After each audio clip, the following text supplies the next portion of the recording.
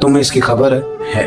मेरे रसूल पाक अलैहि वसल्लम ने फरमाया, बंदा अल्लाह के सबसे करीब उस वक्त होता है जब वो सजदे की हालत में होता है। किसके करीब होता है? अल्लाह के सबसे करीब होता है। वो बड़ा नेड़े है रब के, बड़ा करीब है, इसलिए कि वो हालत है सजदा में। वो जब सजदे करता है ना, उसकी बारगाह में जब झुक जाता है, आप जरा सजदे की कैफियत देखें ना, जुबान भी यहाँ है, आंख भी यहाँ है, कान भी, अकल भी सारी, इसने सारा कुछ रख दिया सजदे।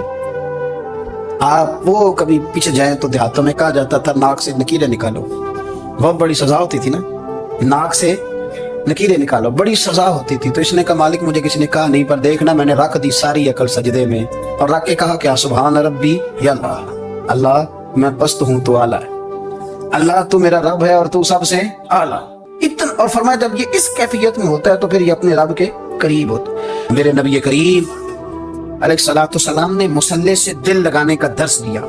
हुजूर ने तवज्जो दिलाई। सहाबा इस ज़ौक़ के हामिल लोग थे, वो कोशिश करते थे। जनाब सिद्दीक़ अकबर रज़ी अल्लाह ताला अन्हु का इबादत का मिजाज हमेशा कायम रहा। हजरत उमर फारूक सारी रात अल्लाह के हुजूर खड़े रहे। हजरत उस्मान गनी रज़ी अल्लाह ताला अन्हु इशा की नमाज पढ़ के 2 रकतों की नियत बांधते थे, 15 सिपारे पहली रकत में पढ़ देते और 15 सिपारे कुरान मजीद के दूसरी रकत में पढ़ देते। आपने ना हजरत उमर फारूक के विसाल के बाद उनकी एक बेवा से निकाह किया।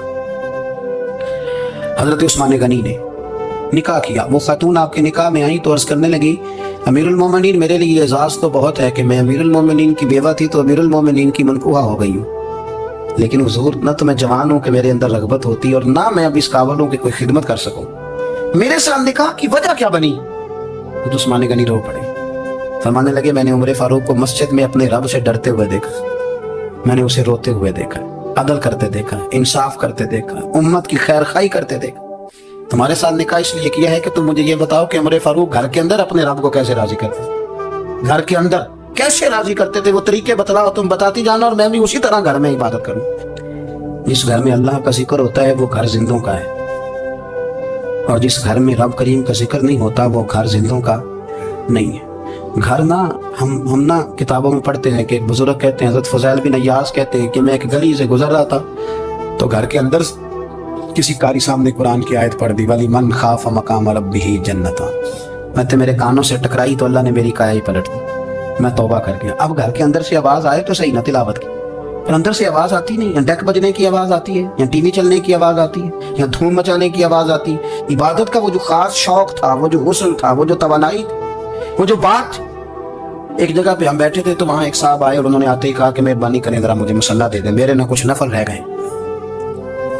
तो मैंने वुजू कर लिया तो कोई मुसल्ला मिल जाए, मुसल्ला उन्हें दे दिया गया। वो मुसल्ला लेके चले गए तो पीछे एक साहब ने तबसरा किया, कहने कितना रियाकार बंदा है, लोगों को दिखा रहा है कि मैं नफल पढ़ता हूँ, है को बात करने वाली। मैंने उसे कहा, मैंने कहा तू मेहरबानी करना, इस तरह की रियाकारी तू भी कर, पकड़ मुसल्ला और जा तू भी थोड़ी रियाकारी करके आ, उठ जरा, शुक्र कर को ये रियाकार भी मिला है, कोई नफल पढ़ के रियाकारी कर रहा है। अल्लाह का मैं कहता हूँ को पढ़े तो सही ना यार, ये कोई दौर है नफल पढ़ने का, इसमें तो लोगों का मिजाज ही नहीं, तबीयत ही नहीं। मैंने कहा चल मेहरबानी कर ये दे मुसल्ला और तू भी जा थोड़ी सी रियाकारी करो तो सही ना, मिजाज ही नहीं। सौ जुम्मे की नमाज पढ़ के यूं दुनिया भागती है, ओहो पता नहीं कौन सी पीछे आग थी जो बुझाई जाएगी। और आज तक लोग मसला पूछ रहे हैं कि जुम्मे की बाद वाली सुन्नतें कितनी होती है। मैंने कहा कितने साल हो गए जुम्मा पढ़ते, कितने साल हो गए, अभी तक सुन्नतों का नहीं पता। अभी तक ने इल्म के पहले कितनी रखते हैं और बाद में कितनी रखते हैं। फजर की सुन्नतें कब पढ़नी चाहिए, सुनो फजर की सुन्नतों के बारे में। मेरे रसूल करीम सैयद आलम सल्लल्लाहु ताला अलैहि वसल्लम से एक सहाबी ने पूछा था, हुजूर मेरी फजर की सुन्नतें रह गई या रह जाती हैं तो हुक्म क्या है, क्या अंदाज है हुजूर का। बुखारी मुस्लिम के लफ्ज सुनो, हुजूर सैयद आलम सल्लल्लाहु अलैहि वसल्लम फरमाने लगे, उसने क्या पूछा था, हुजूर जवाब क्या देते, फरमाया फजर की सुन्नतें कभी ना छोड़ना, फजर की पहली 2 सुन्नतें कभी ना छोड़ना। या रसूल अल्लाह सल्लल्लाहु ताला अलैहि वसल्लम मेरी रह गई या रह जाती हैं, फरमाया फजर की 2 सुन्नतें ना छोड़ना, फरमाया फजर की पहली 2 सुन्नतें मुझे दुनिया और दुनिया के अंदर जो कुछ है वो सबसे ज्यादा प्यारी है। फजर की 2 सुन्नतें दुनिया और दुनिया में जो कुछ है मुझे वो सबसे ज्यादा प्यारी है, इसलिए फजर की सुन्नतें ना छोड़। अपना ज़ौक़ अपनी तबीयत, हमने ना ज़ौक़ गलत बना लिया। अगर 20 बंदे कह भी देंगे तूने बड़ी शानदार तिलावत किया तो क्या उससे बनेगा, 100 बंदा कह भी दे तेरी क्या बात है, क्या बात है नाथ खां की, क्या बात है अल्लामा साहब की, पीर साहब की, पीर मेरे अली शाह साहब, रहमतुल्लाह अलैह। आप तशरीफ फरमाते तो आपके एक ही बेटे बाबूजी जिनको कहा जाता है, जिस दिन साहबजादे पैदा हुए तो खादम ना वहां से निकला। इन लोगों के शौक और तरह के थे ना, तो इनकी तवज्जो भी अपने शौक की तरफ रहती। तो खादम निकला अंदर से, पीर साहब मुबारक हो, पीर साहब मुबारक हो, पीर साहब मुबारक हो, पीर साहब मुबारक हो, शेर कर रहे हैं। तो पीर साहब को वजद हो गया, अल्लाहु अकबर, अल्लाहु अकबर, अल्लाह, क्या हुआ, किस चीज की मुबारक दे रहे हो? इसकी हुजूर अल्लाह ने बेटा दिया।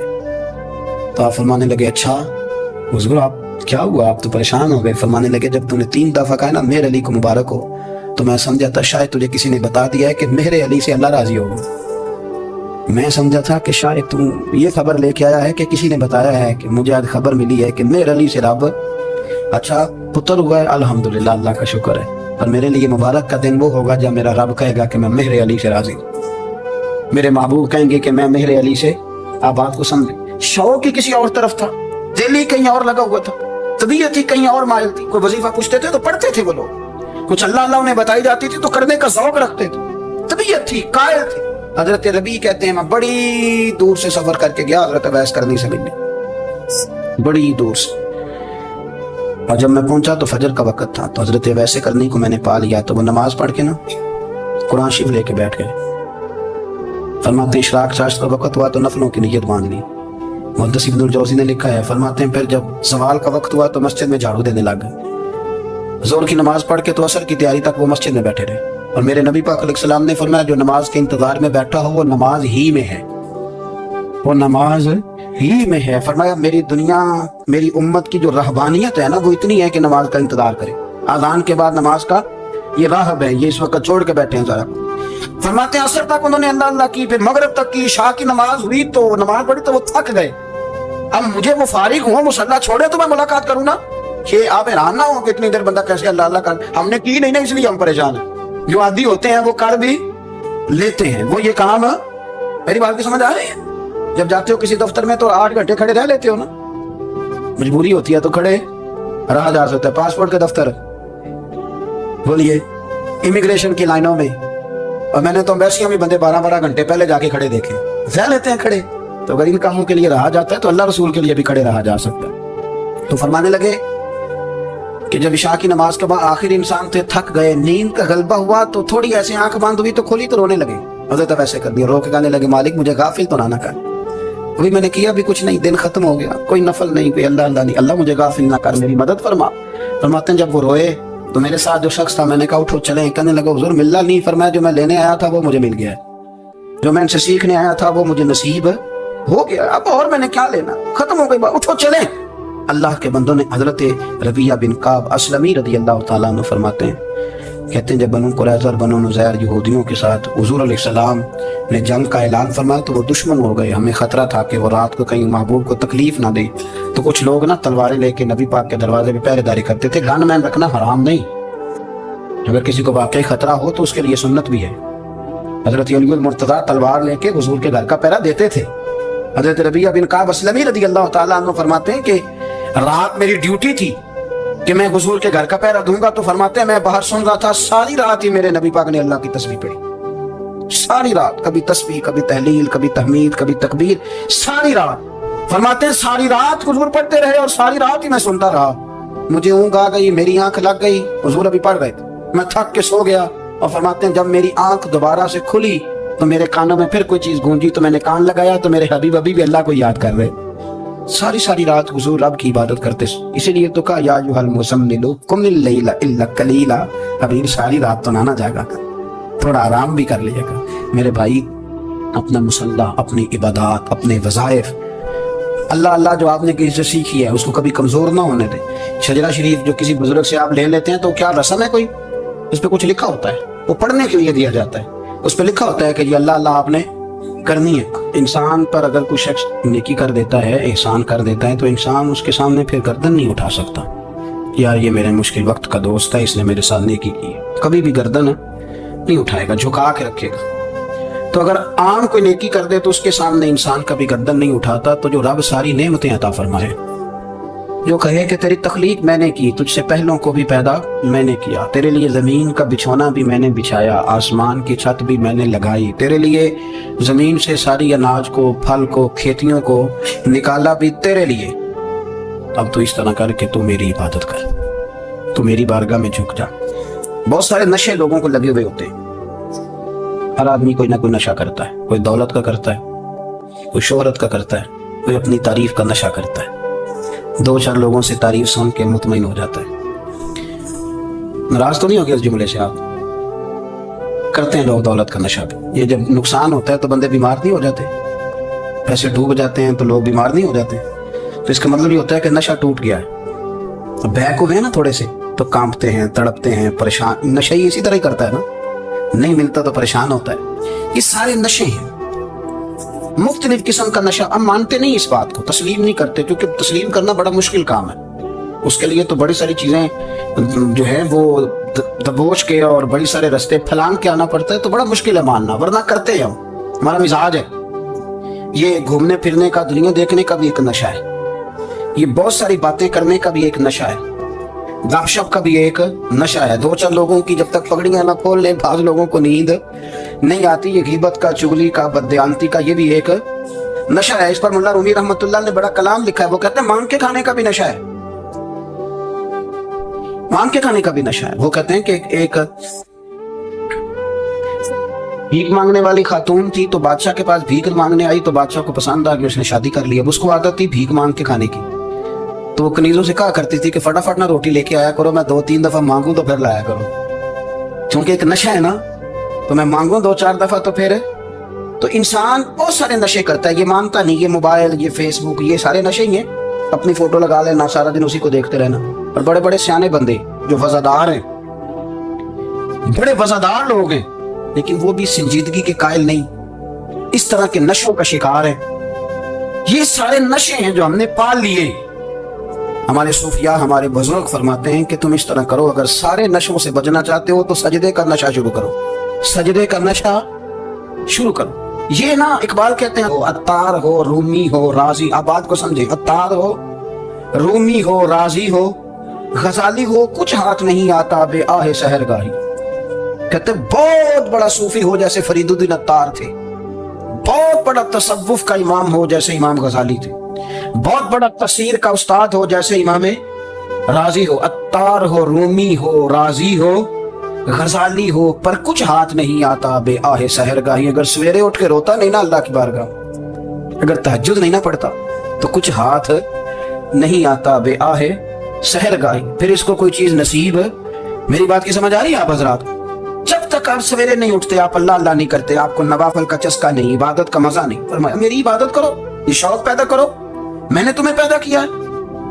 ہم لوگوں کے نشے ہیں, مختلف نشے ہیں, بڑا عجیب رنگ ہے. محفل کی صدارت کرنے والے بڑے پیر صاحب, بڑے القابات, بیچ میں سے بندہ تلاش کرنے سے بھی نہیں ملتا, اتنے بڑے لقب ہے اس کے. لیکن وہ ساج سنور کے 2.5 گھنٹے بیٹھا رہا محفل میں, اور نماز کا وقت آیا تو اس نے مختصر سی پڑھی اور نکل گیا. ہلکے سے سجدے کیے. اتنا بڑا عشق رسول نعت کا, ہو کیا بات ہے. اور عشق رسول کا بہت بڑا پیغام پر, بہت بڑا مبلغ, اور بیچارہ سمجھ ہی نہیں سکا کہ اللہ کے رسول نے فرمایا تو نماز پڑھ, میری آنکھیں ٹھنڈی ہو جائیں گی. تو یہ نشے کے عادی تو ہیں, پر حقیقت کے قائل نہیں. یہ بس ٹھیک ہے, خوابوں کی دنیا میں لوگ زندہ ہیں, پر جن کو یہ جو نشہ تھا نا عبادت کا, یہ میرے رسول پاک کی چاہت ہے, یہ میرے نبی کریم علیہ السلام کی. آپ دیکھیں نا, حضور مہینوں جا کے غار حرا میں بیٹھتے. کیا وہاں تبلیغ کرتے تھے؟ کوئی کتاب لکھتے تھے؟ رسول کریم علیہ السلام مہینہ رہتے غار حرا میں. کوئی نہ مجھے دیکھے, کوئی نہ مجھے ملے, حضور یہاں کیا ہے؟ فرمایا میں اپنے رب کی عبادت کروں گا. نبی کریم علیہ السلام نے سجدوں کے ساتھ پتھروں اور پہاڑوں کو آباد کر دیا, سجدوں کے ساتھ. آپ کا سجدہ آپ کو بہت ساری چیزوں سے چھڑا لیتا ہے, یہ بہت ساری جگہوں سے جھکنے سے بچا لیتا ہے. صوفیاء, اولیاء یہ کیا کرتے تھے؟ یہ سجدے کا ذوق ہی تو پیدا کرتے تھے. سجدے کا ذوق. شاہ عبدالعزیز دباغ رحمۃ اللہ تعالی علیہ اپنے مریدوں سے فرمایا کرتے تھے کہ اگر تم پکے نمازی بن جاؤ نا, تہجد گزار ہو جاؤ, تو میرے پاس آنا جانا چھوڑ دینا. عرض کی حضور کیوں؟ فرمایا میں تمہارے اور رب رسول کے راستے میں رکاوٹ نہیں بننا چاہتا, اور میرا مقصود ہے تمہیں وہاں تک پہنچانا. جب پہنچ گئے تو پھر میری ضرورت ختم ہو گئی. ہاں کبھی وسوس آئے, شک پیدا ہو, تکلیف ہو تو آنا. بیت المقدس پر قبضہ تھا عیسائیوں کا, تو صلاح الدین بڑے پریشان تھے. وہ بابا جی کہنے لگے پتر کیا ہوا؟ کہنے لگے حضور پتہ چلا ہے دشمن کے 2 بحری بیڑے اسلحہ لے کے آ رہے. मुसलमान पहले ही कमजोर हैं, और अब अगर 2 बहरी भेड़े और आ गए तो हुजूर मसला बन जाएगा। तो मैं परेशान हूं कि किस तरह ये कम मसले वाली हमारी फौज है, कैसे मुकाबला करेगी। तो बाबा जी कहने लगे, पुत्र इस तरह करना, आज रात तू भी दुआ करना और मैं भी करूंगा, तू भी दुआ करना। आप नाराज ना होना, हम तो पीरों वाले हैं, हम तो पीरों के नौकर गुलाम हैं, हमारा तो गुजारा ही नहीं, हमें तो मिलता है सारा कुछ वहां से। फिर मेरा सवाल ये है कि तावीज़ लेने जाते हो, नफल क्यों नहीं पढ़ते, रात अल्लाह अल्लाह क्यों नहीं करते? ये भी तो हमारे बुजुर्गों का ही तरीका है, उन्होंने तो हमें सिखाया है। सलाहुद्दीन अय्यूबी से बुजुर्गों ने कहा कि रात आज ना अल्लाह अल्लाह करना, तो मैं तेरे लिए दुआ करूंगा, तू भी दुआ करना। तो बंदा जब दुखी होता है तो सजदा करता है, तो फिर ही तो मुसल्ला भीग जाता है, फिर ही तो मजा आता है। सुखी बंदा तो काबे जाके नहीं रोता। दुखी थे, तकलीफ थी, तो सर रखा सजदे में तो तड़प गए। और वो बाबा जी कहते हैं, मैं मस्जिद आया तो सलाहुद्दीन चीखे मार के रो रहा था और कह रहा था, मालिक मैं कोई अपनी शान के लिए तो नहीं ना लड़ रहा, अल्लाह को मैं कोई कब्जों के लिए तो नहीं लड़ रहा, मालिक तेरे लिए लड़ रहा हूँ, मुझे बेआबरू ना करना, मेरी मदद फरमाना। कहते मैं आया था कि मस्जिद में दुआ करूंगा, पर सलाहुद्दीन अय्यूबी को रोते देखा तो मैं लौट गया। तो सवेरे सलाहुद्दीन मिले तो बड़े खुश थे। मैंने कहा, पुत्र क्या हुआ? कहने लगे, हुजूर वो बहरी बेड़े 2 आ रहे थे ना असला लेके, दोनों डूब गए पानी में डूब गए। तो बाबा जी कहने लगे, सलाहुद्दीन वो पानी में नहीं डूबे, वो तेरे आंसुओं में डूब गए, वो गर्क हो गए। वो जो तूने मुसल्ला बात किया तो वो तेरे आंसुओं में डूब गए, वो गर्क हो गए, वो तबाह इतने कीमती थे, तेरे आंसू के बहा ले गए दुश्मन के बैरी बेड़ों को। मेरे भाई ठीक हो गया, मेरे अजीज समझ लें इस बात को हमेशा के लिए, और इस पर गौर करने अच्छे तरीके से कि मेरे रसूल करीम सैयद आलम सल्लल्लाहु अलैहि वसल्लम ने ना हमारी तवज्जो दिलाई, हुजूर ने हमें बतलाया, हमारा ज़ौक़ बढ़ाया इबादत की तरफ। एक सहाबी थे हजरत अबू फातिमा रदी अल्लाह तआला अन्हा, ये तिरमिज़ी शरीफ की हदीस है। नबी पाक अलैहिस्सलाम ने फरमाया, अबू फातिमा क़यामत के दिन मुझसे जल्दी मिलना चाहते हो कि देर के साथ?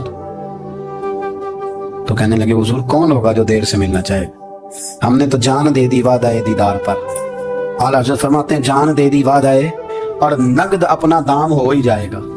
मुझे लगता है कि ये सौदा नगदो नगद हो जाना है, क्योंकि हमने जान दे दी वादाए दीदार पर। आपने वादा किया था कि मरेंगे तो फिर ज़ियारत होगी, तो मर गए हम ज़ियारत की खातिर। जान दे दी वादाए दीदार पर, तो नगद अपना दाम हो ही जाएगा। ऐ रज़ा हर काम का एक वक्त है, दिल को भी आराम हो ही जाएगा। तो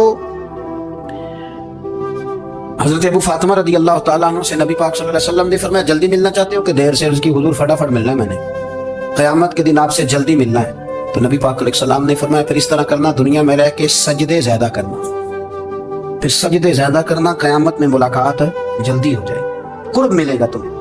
अपने बच्चों के अंदर देखिए ना, हम शौक पैदा करते हैं, हमें सही लफ्ज नहीं बोलने आते, पर हम बच्चों में शौक पैदा करते हैं कि पुत्र डॉक्टर बन जाएगा तो बड़ा नफा करेगा, तो लोगों की खिदमत करेगा, मुल्क और मिल्लत की खिदमत करेगा, तेरे अब्बा का नाम रोशन होगा, तेरे दादा की तारीफें होंगी। हम ये ज़ौक़ पैदा करते हैं। हम अपने नौजवानों के अंदर ये फिक्र पैदा करते हैं, उन्हें हम समझाते हैं कि मियाँ जब तुम पढ़ोगे, मेहनत करोगे तो फला आदमी की तरह तुम्हारा नाम होगा। ये जितना ज़ौक़ हम बच्चों के अंदर इन चीजों का पैदा करते हैं, हमें हुक्म है किसी तरह हम ज़ौक़ पैदा करें कि पुत्र नमाज पढ़ेगा तो अल्लाह राजी हो जाए, तो सजदा करेगा। देखे ना मेरे रसूल करीम अलैहिस्सलाम ने फरमाया, 7 साल के बच्चे को मस्जिद लेके जाओ, यानी उसे शौक दिलाओ, उसके अंदर ये खासियत पैदा करो कि उसका दिल करे मस्जिद में जाने, उसके अंदर ये खुसूसियात लाओ कि वो हमारे यहाँ ना हर चीज को प्रमोट किया जा रहा है, हर चीज यानी सुर संगीत सिखाने के लिए अकेडमियां बन गई, हर शय प्रमोट हो रही है, इबादत का जज्बा कम होता जा रहा है, अल्लाह अल्लाह का ज़ौक़ हमारे अंदर नहीं रहा। और इतना मुश्किल हमने अपने लिए बना लिया है कि वो बंदा जो बड़ी जबरदस्त मजहबी गुफ्तगू कर रहा था और तगड़ी बात कर रहा था, क्या बात है, लेकिन नमाज के बारे में कमजोरी दिखा जाता है, नवाफल के बारे में वो चुपके से निकल जाता है। इमाम अहमद बिन हंबल रहमतुल्लाह ताला अलैह, मुस्नद इमाम अहमद बिन हंबल 14 जिल्दों में है मार्केट में, और मुझे तो खैर पसंद ही पड़ी है, मैंने तो कई दफा पढ़ी है। और क्या बात है इमाम अहमद बिन हंबल की, कैसे तगड़े किस्म के मुहद्दिस थे और अल्लाह ने कितना उन्हें एजाज अता फरमाया हुआ। ये कोड़े भी खाते थे दीन की खातिर, सारा कुर्ता लहू से भर भी जाया करता, बड़ा एजाज वाला शख्स थे, बड़े एजाज वाले। हदीसें जमा करना, हदीसें लिखना, हदीस पढ़ाना, सारा दिन रहते थे। कह सकते थे कि मैं कर तो रहा हूं काम, और हदीस भी मौजूद है कि आलिम आबिद से अफजल होता है, पर इसके बावजूद इमाम अहमद बिन हंबल रहमतुल्लाह अलैह 300 नफल फर्ज नमाजों के अलावा पढ़ा करते थे, 300 नवाफिल रोज पढ़ा करते थे। उनके बेटे ने कहा, अब्बा जी मकान खरीदना है तो वो जगह कहाँ करके लूं, बहुत सारी आबादियां, तो फरमाया पुत्र वहां लेना जहां मस्जिद करीब हो। میرے رسول کریم سید عالم صلی اللہ علیہ وسلم اتنا پسند کرتے مسجد کو، اتنا پسند کرتے نماز کو کہ رسول کریم صلی اللہ علیہ وسلم تہجد کی نماز بھی پڑھتے، پھر حضور فجر کی نماز بھی پڑھتے، نبی پاک وتر کو الگ کر کے پڑھتے، عشاء کے ساتھ نہیں پڑھتے۔ یہ تو ہم اس لیے اجازت دی ہمارے بزرگوں نے کہ بعد میں اٹھے گا کون علیحدہ وتر پڑھنے کے لیے، عشاء کے ساتھ پڑھ لیں۔ وتر پڑھتے، تہجد پڑھتے، فجر پڑھتے، اشراق پڑھتے، چاٹ پڑھتے، پھر مغرب کی نماز کے بعد 6 رکعت اوابین پڑھتے، پھر رات کو صلاۃ اللیل پڑھتے۔ سیدہ عائشہ صدیقہ کہتی ہیں زمانہ سو جاتا اور میرے رسول مصلی بچھا کے کھڑے ہو جاتے۔ او یار کھیتی باڑی کر کے نہیں، محنت مزدوری کر کے نہیں، جناب عائشہ کہتی ہے میں یہ بھی دیکھتی کہ حضور ایک آیت شروع کرتے تو ساری رات اسی کو پڑھتے، اور میری نظر جاتی تو قدم مبارک پہ ورم آ جاتا۔ یار نماز پڑھ پڑھ کے اتنی مشقت کر کے، اتنی جد و جہد کر کے ورم آ گیا، یا رسول اللہ اتنی محنت کیوں کرتے ہو؟ فرمایا فلا اکون عبدا شکورا، کیا میں اپنے رب کا شکر گزار بندہ نہ بنوں؟ صحابہ کا ذوق عبادتوں کا، ریاضتوں کا، تلاوتوں کا، طبیعت ہے ان کی، وہ ایک دوسرے کو، حضرت مولا علی شیر خدا کرم اللہ تعالیٰ وجہ الکریم کے زمانے میں روم کے بادشاہ نے کہا یار یہ مسلمانوں کا پتہ تو کرو، یہ آخر کیوں اتنے زیادہ مجاہد ہیں؟ اس زمانے میں جاسوس بھیجنے کا مزاج تھا، اب تو جاسوس پکڑا جاتا ہے۔